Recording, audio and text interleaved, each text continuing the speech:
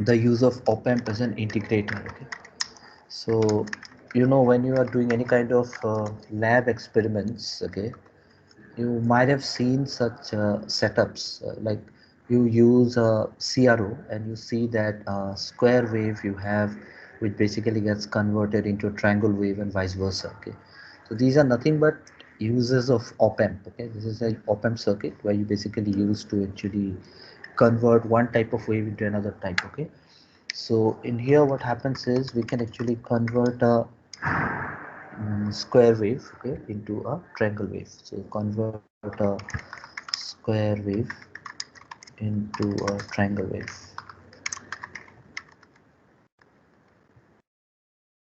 This is what we're going to do, and before that I think we should draw the circuit. Okay, we'll draw the circuit and then we will try to understand how it works. Okay, and then from the circuit it should be quite clear once you know how a capacitor works. Okay, and what are its properties. Based on this you can understand the circuit easily. Okay, so as usual we'll just draw one circuit very fast. Okay, and then let's just draw the op-amp. And usually when I draw, I usually start from the op-amp part itself. Okay, so all of you just need to practice it once or twice so that you kind of remember how to draw these circuits. So I'll have it to the inverting terminal. Okay, and the non-inverting terminal I'll basically try to ground it off. Okay, so I'll just grounded it. Okay, and this is your negative terminal, this is your positive terminal. Okay, and then you need to have a feedback circuit. Okay, and this is the difference in integrator circuit compared to whatever circuit we have seen till now. In the other circuits we have seen that the feedback circuit will basically consist of a resistor and we denote it by RF. Here we are going to use a capacitor. Okay, we are going to use a capacitor. So this is the main difference that we have here. Okay, so let me just try to take out the differences here. Okay? Let me just complete this figure. And what I will do is we will draw a resistor at this end. Okay, and here we do have a capacitor. Okay, and then we say that a current I is flowing, let's say. Okay, and we are just going to look into the basic property of an electronic circuit to understand this. So we will have an input voltage, let's say, which is Vi. Okay, and then this is the current I that is flowing, and then we have got a resistor. Okay, we just need to remember that if we are allowing a current to flow through it, okay, within the capacitor we have got something which we basically call it as the displacement current, right, from Ampere's law. So this is the location where we basically going to have zero voltage. So there the voltage is zero. Okay, so we are going to have an infinite resistance. So whatever current is here, the same current is going to flow through this. Okay, so maybe we can just talk about this as IC. Okay, so the current that flows across a capacitor is nothing but the basic change in the field, electric field, on one plate to the other plate. Okay, and on this end we are going to get the voltage V output.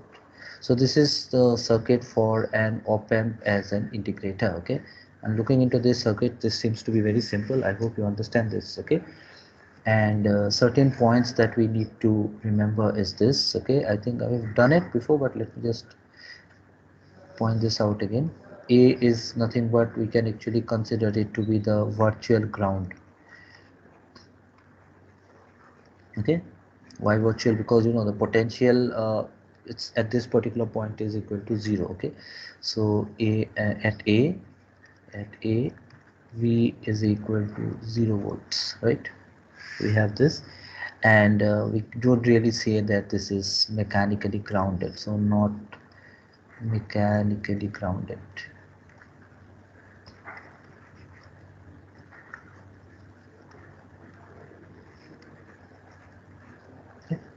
So just keep this point in mind. Okay, and based on this we can actually do this. So the input impedance of this op-amp is infinite, so that means you are going to have an infinite resistance at this part. So whatever current we have will not flow across this part. In fact, the entire current will bypass it and go through the capacitor. Okay, this is going to happen in this particular case. Okay, so what we can write is, since we have an infinite input impedance, okay, since infinite input impedance, okay, what we can say is that this I is equal to IC. Okay, whatever is the current through the capacitor is the current which is actually flowing at the from the input. Okay, and this is what we are going to mention here. I and IC are more or less going to be equal, right? So what we can do now is we can just try to measure the voltage, and we can measure the input voltage, right? So this is your VI, okay, and V is equal to IR, okay, and from here what we can do is we can just find out what is the current, right? So maybe I can just remove this V. I can directly measure the current here. What you can do is I can simply write it down I, and I is equal to V by R. So you know the voltage here is Vi. At this particular point is 0 volt. So the voltage drop would be nothing but Vi minus 0. Okay. So across the resistor. So we have just taken two ends of the resistor, and then we have measured the voltage drop. And using this, we can simply say this is nothing but Vi divided by R. So that's my first equation that I have. Let's keep this in mind. Okay. And now let's find out what is the voltage across the capacitor. Okay, we'll find out what is the voltage across the capacitor. So let's see what happens now. Voltage. So this I think you have studied in your class 12. Okay, capacitor. So there is a relation which we usually use, okay, between the current, okay, relation, and then that can be written as IC, and the current across the capacitor is nothing but the capacitance and the rate of change of voltage with time. This is how you write down the current for a capacitor. In general, we can say that the current which is across the capacitor will depend on how the voltage across it changes. Okay, so dVc by dt, that's proportional to it, and the proportionality constant is nothing but the capacitance. Okay, so if we just want to find out what is the voltage across the capacitor, okay, we can write it here rather. Vc across the capacitor is nothing but 0. So you have it 0 here, okay, at this particular end, and at this end it is V naught. So I'll just write it down as 0 minus V naught, okay, or V output. So we can just write it down as minus V naught. So that means this Vc is nothing but minus dV naught. So we can just replace it here. So you can just write it down as minus C dV naught divided by dt. So that's the current across the capacitor once we know the voltage, and we can mark this as number 2. Okay, and then what we can do is we can actually compare these two from 1 and 2, 1 and 2.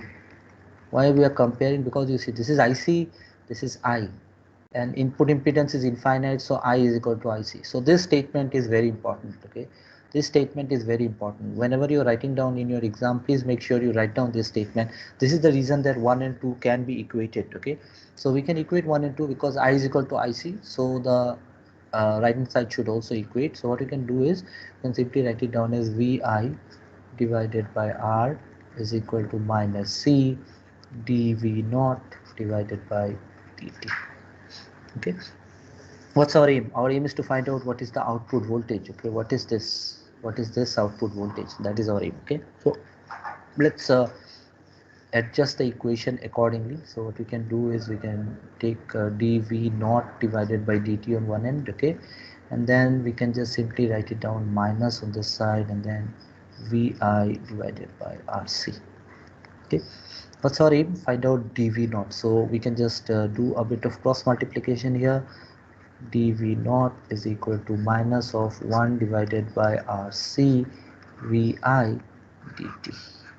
Okay, that's it then. Okay, so if you just want to find out V naught, the output voltage, you can simply say V naught is equal to minus 1 by RC will be constant for the equation. Okay, it's an RC circuit, we can see, and then we can actually integrate. So this side also will integrate, okay, and this side will also integrate.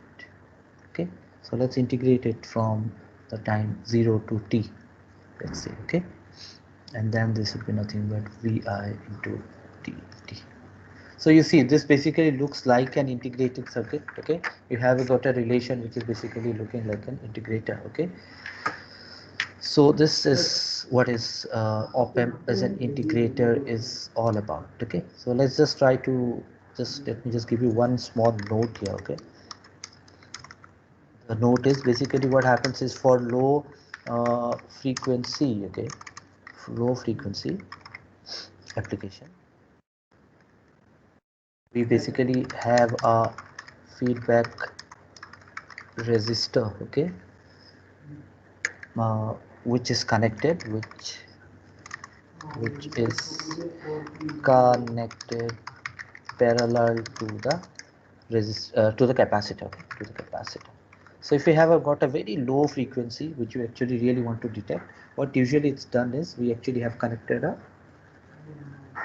another resistor which is basically the RF, which is actually connected. Okay, but in case of standard frequency, actually this circuit should be okay and we should be able to get some output of it. Okay, so in fact, if we are basically having a let's say a square wave on one end. Okay, so I hope you know this, you have got a square wave on this one end, and suppose you are using a circuit. Okay, and you know, in your lab, typical lab, you basically have those CRO. Okay, and if you use those oscilloscope and you adjust your frequencies and everything accordingly, if you give an input, you're going to get an output like a triangle wave, something like this.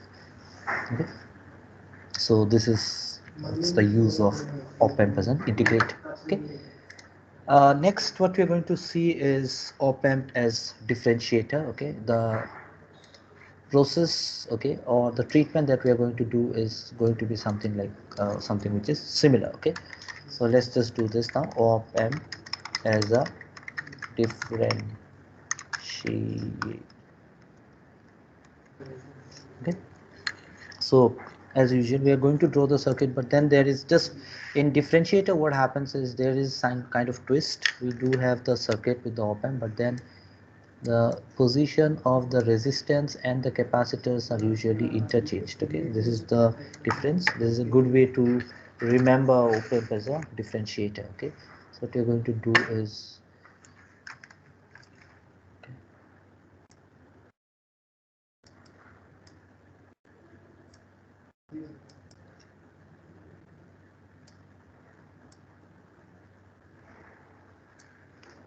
so we will have a capacitor at this particular point. Okay, and then it's again connected to the inverting terminal. Okay, rather than copying and rubbing it off, I think it's more easy to just draw it. Okay, so then we basically have got the resistor at this end. Okay, and this resistor, we basically have the current which flows through it, and this current can be called as IR. Okay, let's write down this as R, which is the resistor. Okay, and on this particular end we basically have got the capacitor.